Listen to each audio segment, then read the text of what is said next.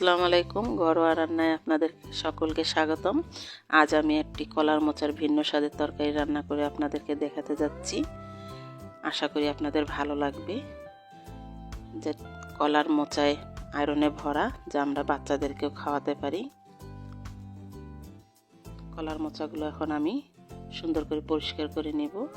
ভিতরের এই অংশটুকু আমাদেরকে ফেলে দিতে হয়, যেটা দেখাচ্ছি আমি আপনাদেরকে। কলার মোচাগুলো পরিষ্কার হয়ে গেলে আমি সুন্দর করে সাদা পানি দিয়ে ধুয়ে নিয়েছি এবং এখন গরম পানিতে হলুদ লবণ দিয়ে কলার মোচাটা, পরিষ্কার করে রেখা কলার মোচাটা সিদ্ধ করে নেব। সিদ্ধ হয়ে গেছে, পানি ঝরিয়ে আমি এখন এটা ব্লেন্ড করে নিব। যাদের শিলপাটা আছে তারা শিলপাটাতেও ব্লেন্ড করতে পারেন আপনারা। ব্লেন্ড করা হয়ে গেল, এখন আমি এটা ঢেলে নিয়েছি। একটি পাত্রে আমি 3টি ডিম দিব। আপনারা আপনাদের স্বাদ অনুযায়ী ডিম দিতে পারেন। ডিমে আমি সামান্য পরিমাণ লবণ দিলাম, গোলমরিচ গুঁড়ো, এবং ভালো করে এটা আমি ফেটিয়ে নেব। কিছু সময় লাগবে ফেটাতে, সুন্দর করে ফেটাতে হবে। ফেটানো হয়ে গেছে, তার ভিতরে এখন আমি কলার মোচাটা দিয়ে দিলাম। কলার মোচা দিয়েও কিছু সময় ধরে ফেটিয়ে নিতে হবে। ফেটানো শেষে এখন আমি একটি স্টিলের বক্সে করে সামান্য তেল দিয়ে বক্সটা ভালো করে মাখিয়ে নিচ্ছি, যাতে করে আমার এটা সহজে উঠে আসে।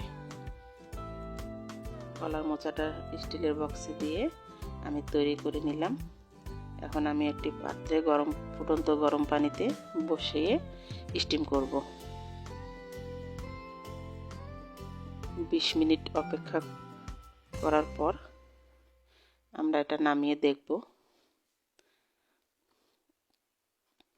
ঠান্ডা হয়ে আসলে এটা আমি কেটে দেখাবো আপনাদেরকে, যেহেতু অনেক গরম, ধরা যাবে না। এখন ছুরি দিয়ে আলতোভাবে সাইডটাকে আমরা কেটে নিব।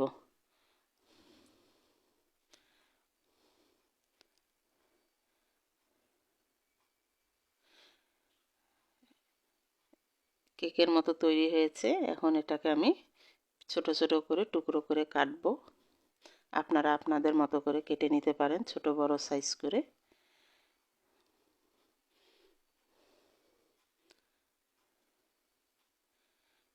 কড়াইতে সামান্য তেল দিয়ে আমি কলার মোচাগুলো সুন্দর করে ভেজে তুলব।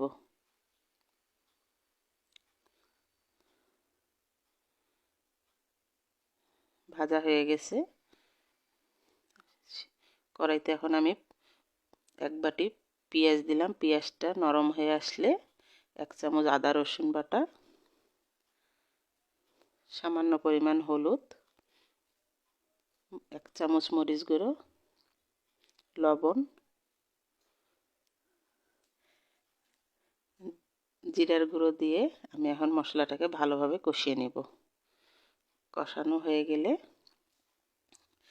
আগে থেকে ভেজে রাখা কলার মোচাগুলো আমি দিয়ে দিলাম। ভালো করে কিছু সময় ধরে কষাবো।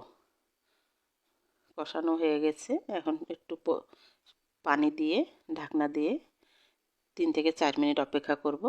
হয়ে গেল আমাদের সুস্বাদু একটি কলার মোচার তরকারি, যা ছোট বড় আমরা সবাই খেতে পারি।